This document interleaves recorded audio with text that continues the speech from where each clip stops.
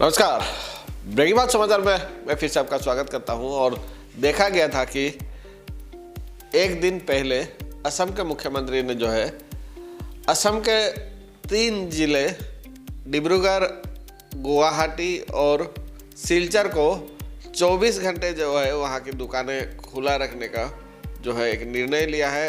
Assam cabinet में यह निर्णय लिया गया है और साथ ही और जो जिले हैं सुबह के 2 बजे तक खुला रहेंगे, इस तरह का निर्णय जो है लिया गया है। और इसको लेकर जो है तिनसुकिया के व्यवसायी समाज में किस तरह का प्रतिक्रिया है, क्या कहना है, हम लगातार जो है व्यवसायी समाज से इस विषय को लेकर प्रतिक्रिया लेने की कोशिश करेंगे। लेकिन इसी बीच हम आपको बता दें कि 1 दिसंबर को असम के मुख्यमंत्री को जो उस समय के नेशनल चैम्बर ऑफ कॉमर्स की जो टीम थी, अध्यक्ष संपादक ने मुख्यमंत्री से मुलाकात की थी और वीकली क्लोज के मुद्दे को लेकर उन्होंने कोई समाधान अगर हो सके तो निकालने का रिक्वेस्ट किया था।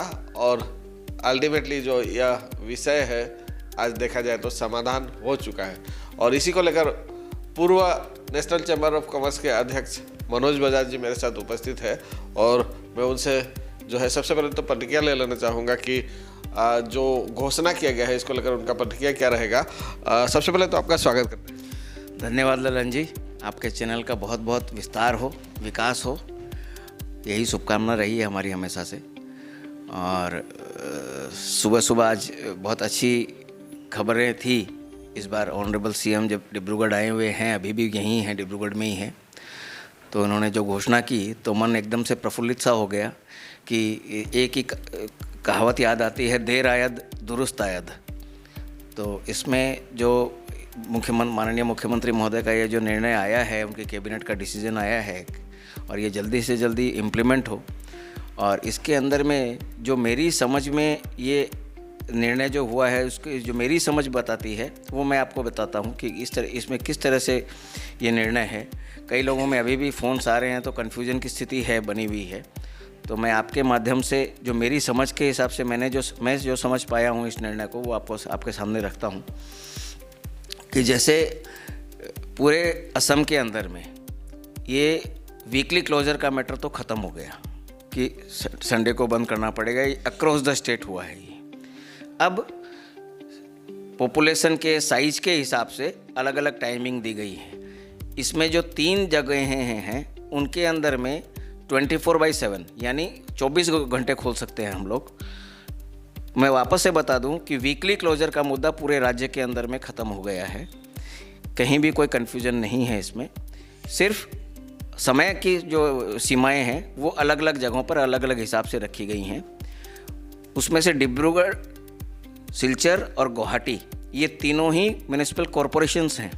कॉरपोरेशन शायद और भी होंगे, शायद मेरे ख्याल से तेजपुर को भी कॉरपोरेशन बना दिया गया था डिब्रूगढ़ के साथ ही।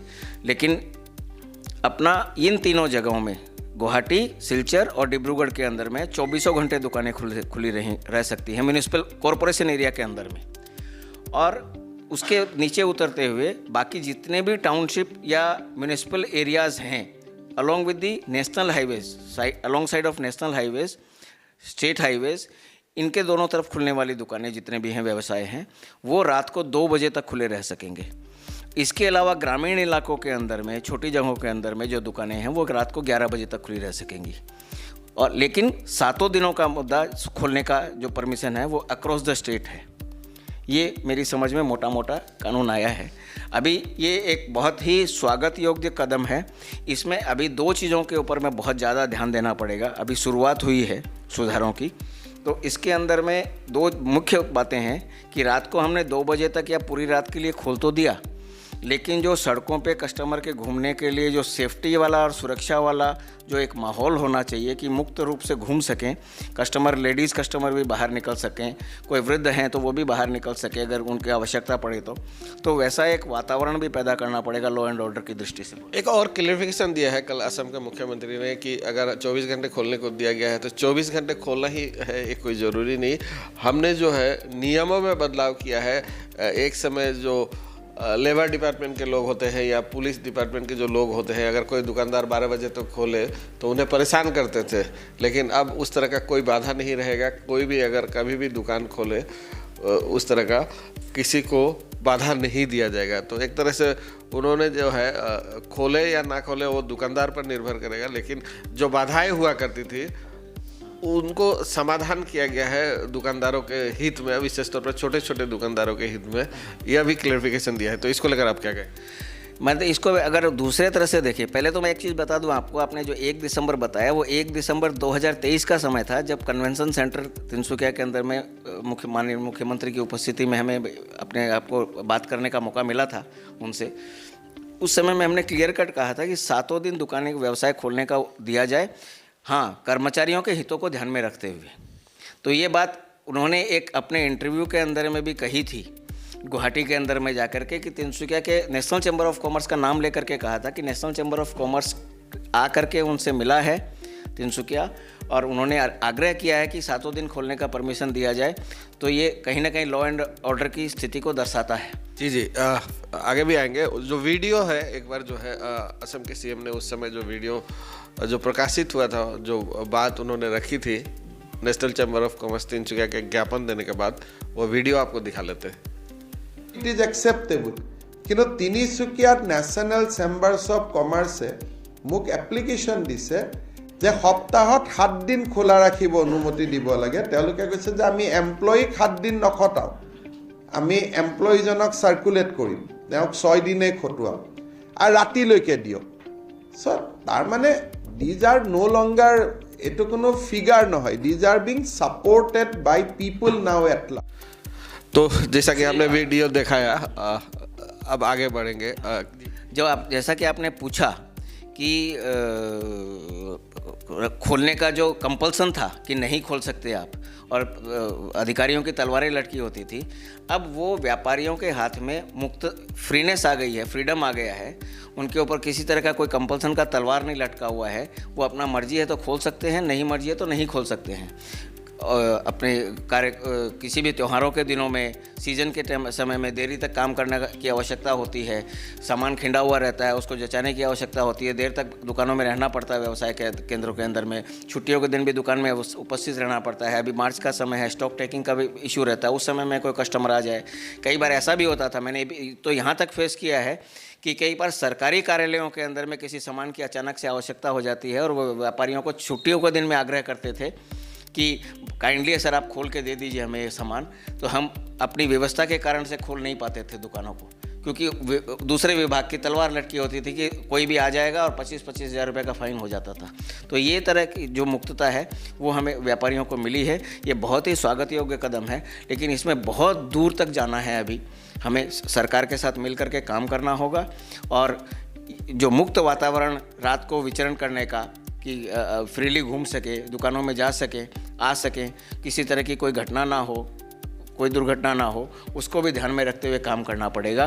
और दूसरा सबसे बड़ी बात, जो जिस तरह से ऑनलाइन व्यापार आ रहा है, मैं नहीं कहता कि ऑनलाइन व्यापार बंद हो, ऑनलाइन व्यापार तो चलेगा, लेकिन उसमें जिस तरह से price war, most of the online portals को आप अगर देखेंगे, उनके बैलेंस शीट को जा करके, उनके अकाउंट्स को जा करके, तो सब सारी की सारी कंपनियां नुकसान में हैं। तो ये जो प्राइस वार का गेम चला करके स्थानीय व्यापारियों को जो बर्बाद करने की का एक षड्यंत्र मैं कहूँगा चला हुआ है, इसके ऊपर में भी हमारी सरकारों को ध्यान देने की आवश्यकता है कि एक एथिक्स के साथ में व्यापार हो हर जगह के अंदर में।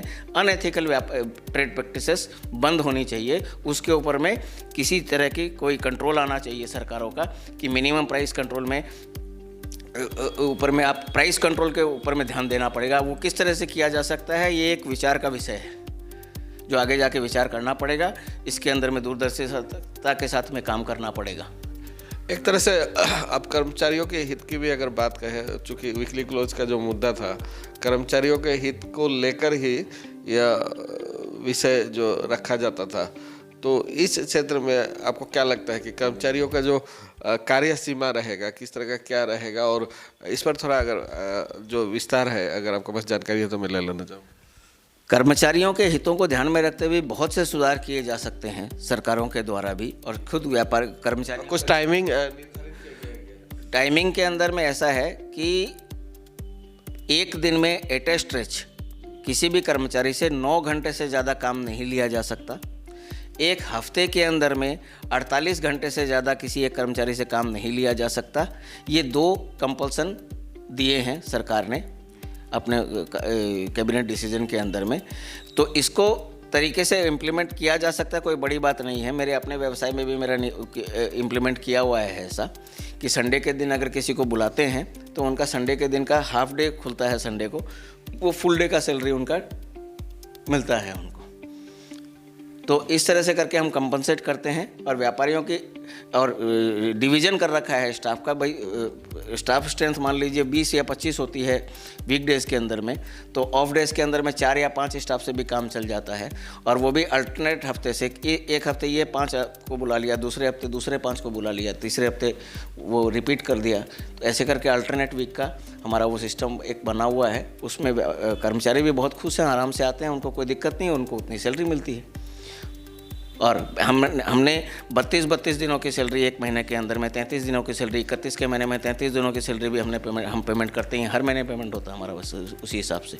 तो कहीं कोई इसके अंदर में वो प्रॉब्लम वाली बात ही नहीं है, बहुत आराम से इम्प्लीमेंट किया जा सकता है, कर्मचारी भी खुश रहेंगे। और एक लाइटर नोट में बात करना चाहूँगा, बताना चाहूँगा कि अगर 7 दिन व्यापार में रहेंगे तो घर में भी थोड़ा शांति रहेगा। जी। और एक चीज़ मैं जान लेना चाहूँगा, इससे जो है विशेष तौर पर व्यवसाय के क्षेत्र में क्या कुछ बदलाव देखा जा सकता है या कुछ गति में प्रभाव जो है पड़ने वाला है, इस बारे में भी थोड़ी आपकी प्रतिक्रिया लेना। डेफिनेटली देखने को मिलेगा, विशेषकर से त्योहारों के सीज़न के अंदर में, जब दुकानदारी का सीज़न रहता है, ईद हो गया, दिवाली हो गई, होली हो गया, किसी भी और त्यौहार ले लीजिए, उस त्यौहारों को पूजा, दुर्गा पूजा के समय में, इन त्यौहार, बिहू के समय में, इन त्यौहारों के समय के अंदर में डेफिनेटली देखने को मिलेगा। नॉर्मल डेज में तो भले बड़ी जगहों में देखने को मिल सकता है, लेकिन जैसे बड़े मॉल खुले रहते हैं, छोटी दुकानें को बंद करना पड़ता है, तो वही कस्टमर जो छोटी दुकान का कस्टमर, उसको भी मजबूरनवश बड़ी दुकानों में जाके अपना सामान लेना पड़ता है। तो ऐसी जगहों में डेफिनेटली असर पड़ेगा। लेकिन हाँ, मैं फिर कहूँगा अभी बहुत काम करना है। और सबसे बड़ी बात, हमारे नेशनल चैम्बर ऑफ कॉमर्स का जो एक ऑर्गेनाइजेशन है, इतना पुराना 75 वर्ष पुराना ऑर्गेनाइजेशन है, तो इसको हमें और भी आगे बहुत मजबूती से बढ़ाना पड़ेगा। इसके सदस्य आज जितने पूरे ज़िले के अंदर में व्यापार की स्ट्रेंथ जितनी है, उसकी तुलना के अंदर में हमारे पास सदस्यता संख्या बहुत कम है। इसकी सदस्यता संख्या कम से कम 4 से 5 हज़ार संख्या होनी चाहिए। ऐसी स्थिति के अंदर में किसी भी चैम्बर का जो क्षमताएं हैं या बात करने की कैपेसिटी है या वजन होता है जो बातों के अंदर में, वो बहुत ज़्यादा होगा और अच्छे कार्यकर्ता चुन के आएंगे। अभी क्योंकि संख्या कम है तो कार्यकर्ताओं का चुनाव उसी तरह से होता है, एक फेस देख करके वोट कर देते हैं, कैपेबिलिटी की हम लोग कंसिडर नहीं करते। तो जो डिलीवर करने वाले लोग हैं वो पीछे रह जाते हैं और जिनका फेस वैल्यू है वो लोग आगे आ जाते हैं और चैम्बर उसी हिसाब से चल रहा है। मेरा इस बार चैम्बर के अंदर में भाग नहीं लेने का चुनाव के अंदर में भी मुख्य कारण यही था कि चैम्बर की स्ट्रेंथ जब तक नहीं बढ़ेगी तब तक सही लोग चुन के नहीं आ पाएंगे चैम्बर में और काम करने में एक मज़ा नहीं आएगा। तो इसीलिए सभी जगहों में जहाँ भी चैम्बर ऑफ कॉमर्स हैं, चाहे तिनसुकिया हो, डिब्रूगढ़ हो और दूसरे शहर हो, हर जगह चैम्बर ऑफ कॉमर्स मजबूत होनी चाहिए, सदस्य संख्या खूब बढ़ी होनी चाहिए और फिर एकजुटता से सब सारे चैम्बर्स मिल करके अगर विषयों को उठाएं और अपने मेमोरेंडम्स, अपने इश्यूज़ को साझा करें एक प्लेटफॉर्म के अंदर में, तो एक बहुत अच्छा व्यापारिक माहौल और व्यापारियों का हित रक्षा के लिए, सरकारों तक अपनी बात पहुंचाने के लिए बहुत अच्छा माध्यम है हमारा चैम्बर ऑफ कॉमर्स। जी मनोज जी, हमारा पहला प्रयास था कि जो आपने मेमोरेंडम दिया उस पर आपसे प्रतिक्रिया ले, साथ ही जो यह पूरा विषय है काफ़ी लोगों में कन्फ्यूज़न था, हमने सरल भाषा में आपके ज़रिए जो है समझाने का प्रयास किया और इसके लिए जो आपने समय दिया, बहुत बहुत धन्यवाद। Thank you very much Lalan ji. आप ऐसे ही सभी व्यापारियों की, समाज की बातें सामने, जनता के और सरकार के सामने लाते रहिए। आपको बहुत बहुत साधुवाद जी, धन्यवाद। और ये थे मनोज बजाज जी जो पूर्व जो है अध्यक्ष रहे हैं नेशनल चैम्बर ऑफ कॉमर्स के, और उसी दौरान इन्होंने मेमोरेंडम भी दिया था और आज जो घोषणा किया गया है काफ़ी संतुष्टि है उनमें, क्योंकि जो बातें उन्होंने रखी थी उस समय लगभग उन बातों को समाधान करने का एक तरह से प्रयास किया गया है और इसीलिए हमने इनसे थोड़ी प्रतिक्रिया लेने की कोशिश की। आगे भी हम अलग अलग व्यवसाय से जुड़े जो लोग हैं, अलग अलग जो संस्थाएं हैं, उनके पास जाएंगे और उनसे भी हम इस पूरे विषय को लेकर प्रतिक्रिया लेने की कोशिश करेंगे। आप हमारे साथ बने रहिए, आप देखते रहिए ब्रेकिंग बात समाचार।